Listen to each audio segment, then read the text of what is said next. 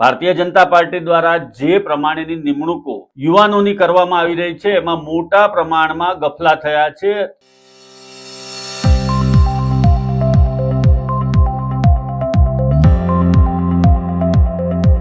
નમસ્કાર દર્શક મિત્રો, હોટલાઇન ન્યૂઝમાં આપનું સ્વાગત છે।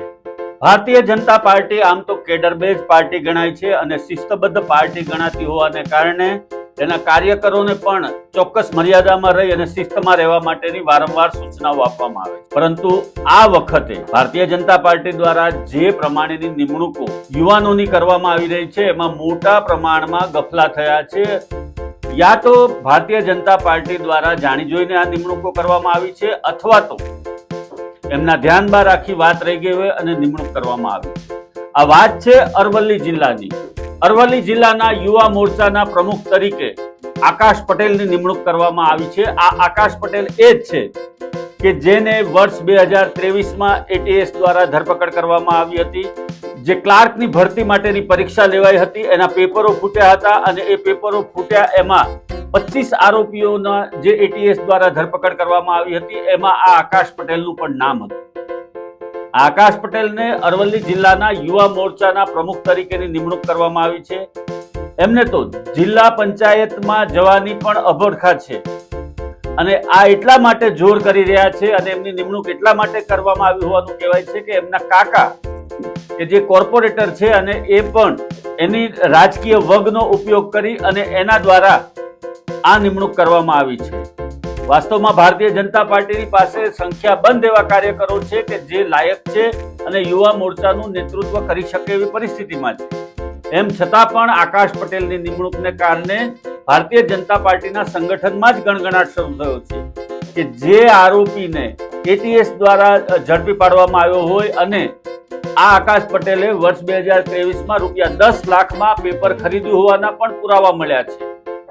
એટીએસ દ્વારા જે પ્રમાણે એની પૂછપરછ કરવામાં આવી હતી, જે પ્રમાણે એની તપાસ થઈ હતી, એને જોતા આનું રાજકીય ભવિષ્ય બિલકુલ શૂન્ય થઈ જાય એવી પરિસ્થિતિ હતી। પરંતુ આ ભારતીય જનતા પાર્ટીના કેટલાક નેતાઓ અને એના ઈશારા ઉપર આ નિમણૂક થઈ હોવાનું પણ કહેવાય રહ્યું છે।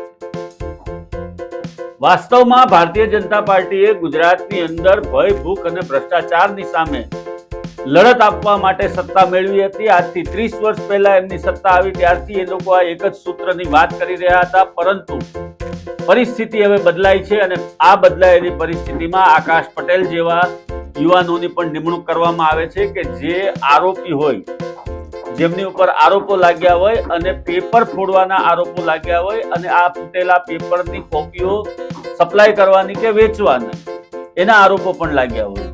આ પરિસ્થિતિની અંદર હવે ભારતીય જનતા પાર્ટીના મોવડી મંડળે પણ એ વિચારવું પડશે કે તેઓ કોની નિમણૂક કરી રહ્યા છે, એનો ભૂતકાળ શું છે અને એની સાથે અન્ય કોઈ વિવાદ સંકળાયેલો છે કે કેમ, એની સામે કોઈ ફરિયાદો નોંધાઈ છે કે કેમ, એનું સામાજિક પ્રતિષ્ઠા શું છે, આ બધું જ ધ્યાનમાં રાખવું જરૂરી છે। નહીં તો આમ આદમી પાર્ટી કે કોંગ્રેસને આ બેઠા જ કેચ મળી જશે અને એ લોકો આ દુષ્પ્રચારમાં જોડાઈ જશે। ભારતીય જનતા પાર્ટીમાં આમ તો નિમણૂકો ગણીને કરવામાં આવે છે, 7 ગણે પાણી ગાળી અને પછી પીવામાં આવે છે એવું કહેવાય છે। પરંતુ આ નિમણૂક કયા કારણોસર થઈ અને શાના કારણે આટલો મોટો ગફલો થયો એ પણ હવે એક તપાસનો વિષય છે અને લોકો, ખાસ કરીને ભારતીય જનતા પાર્ટી સાથે જે કાર્યકરો જોડાયેલા છે એ લોકો એવી માંગણી પણ કરી રહ્યા છે કે આ મામલે ભારતીય જનતા પાર્ટીના મોવડી મંડળે પુનઃ વિચાર કરવો જોઈએ અને આ નિમણૂકને રદ કરવી જોઈએ।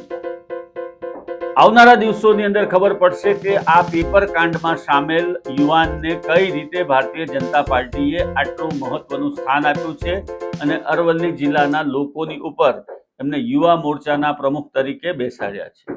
આવા પ્રકારના વિડીયો તમને જોવા ગમતા હોય તો હોટલાઇન ન્યૂઝ ચેનલને લાઇક, શેર અને સબસ્ક્રાઇબ કરો।